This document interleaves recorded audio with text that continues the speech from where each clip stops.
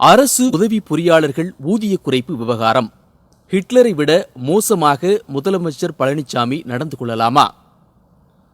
பல்வேறு தரப்பினர் கோரிக்கை வைத்த பிறகும் அரசு உதவி பொறியாளர்களுக்கான ஊதிய குறைப்பில் பழனிசாமி அரசு பிடிவாதம் காட்டுவது கொஞ்சமும் மனசாட்சி இல்லாத செயலாகும்.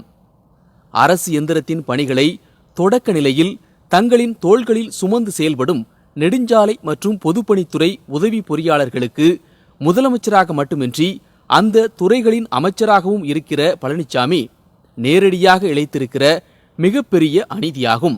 உலகத்தில் வேறெங்கும் நிகழாத கொடுமையாக ஊதிய உயர்வு கேட்டவர்களுக்கு 15,000 ரூபாய் வரை ஊதியத்தை குறைத்து ஹிட்லரை விட மோசமானவராக முதலமைச்சர் பழனிசாமி நடந்து கொண்டிருக்கிறார். அரசு உதவி பொறியாளர்களை தன் வழக்கமான பாணியில் நம்ப வைத்து கழுத்தறுத்திருக்கிறார்.